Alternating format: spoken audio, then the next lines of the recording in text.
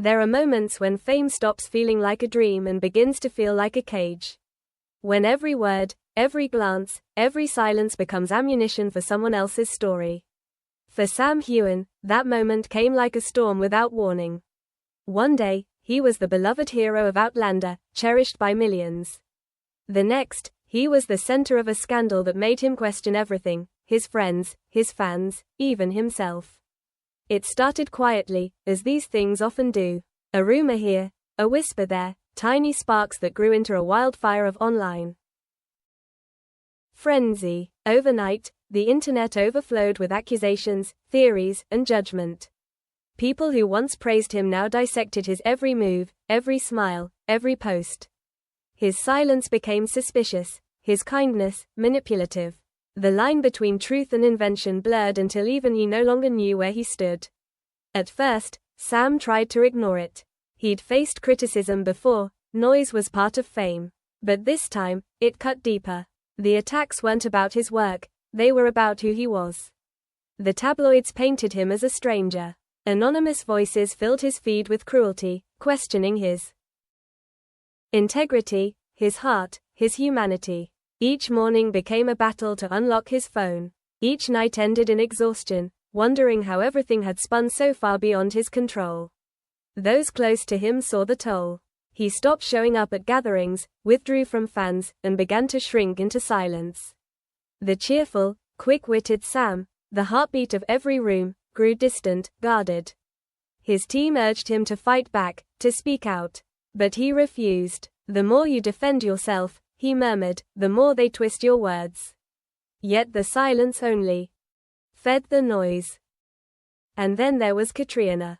Their friendship, once unbreakable, often misunderstood, became another casualty of the chaos. They'd survived years of gossip together, laughed off rumors, leaned on each other through the madness of Outlander. But this time, something changed.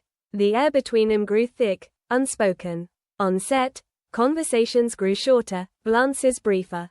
The easy warmth between them turned fragile, not angry, just aching.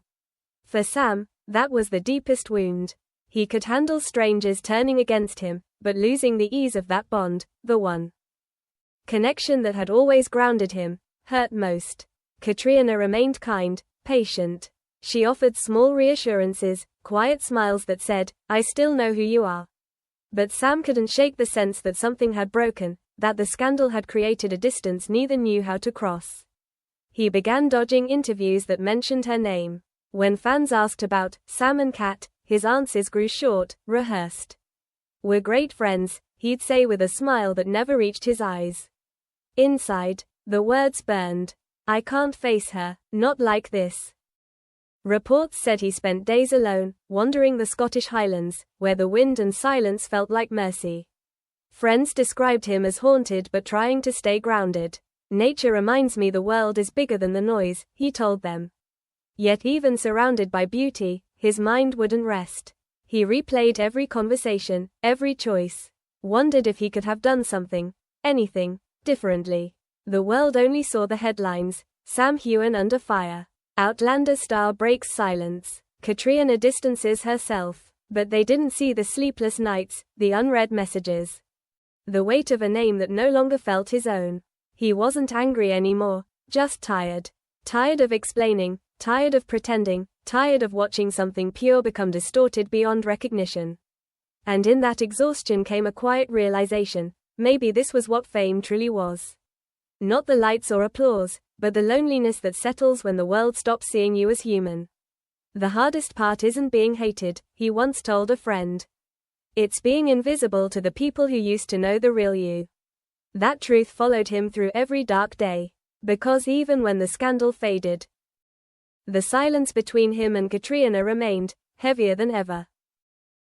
He disappeared for a while after that. No interviews, no posts, just stillness. For someone constantly under the spotlight, it felt like vanishing, but Sam didn't disappear to escape the world. He did it to survive it. The chaos had left him hollow, uncertain who he was when the applause stopped.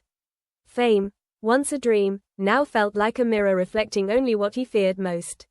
So he retreated to the Highlands, where the cold air cut through the noise, and the only voices were wind and memory. Friends barely heard from him. He walked for hours, sometimes through rain, sometimes beneath skies so clear they hurt to look at. When you lose control of your story, he later said, the mountains remind you there's a world untouched by gossip. Yet even there, the ache followed. He missed the laughter on set, the teasing, the shared jokes only two people who'd spent years pretending to love each other could understand. But now, every memory stung. He wondered if she still believed him, still trusted the man behind the headlines. How do you look someone in the eye, he once wrote, when you feel you've disappointed them, even if you didn't mean to? When filming resumed, Sam returned, leaner, quieter, with a different light in his eyes. The set felt both familiar and foreign. People treated him gently but cautiously, unsure which version of him had come back. One morning, he saw Caitriona walking toward him across the studio lot. For a second, time folded. She smiled, softly, professionally, and greeted him.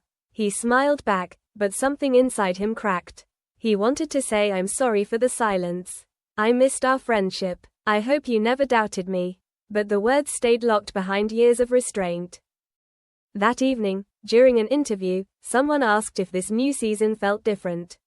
Sam paused. The lights were harsh, the room, too still. It's been hard, he said softly, but sometimes you have to lose yourself to understand what truly matters. The interviewer moved on, but fans caught the tremor in his voice. Some thought he was speaking about fame. Others knew he was speaking about something, or someone, else. Over time, Sam began opening up about mental health and the hidden weight of celebrity. He admitted there were days he felt completely lost, when the pressure crushed him. I'm lucky, he said, to have people who reminded me who I was, even when I couldn't see it.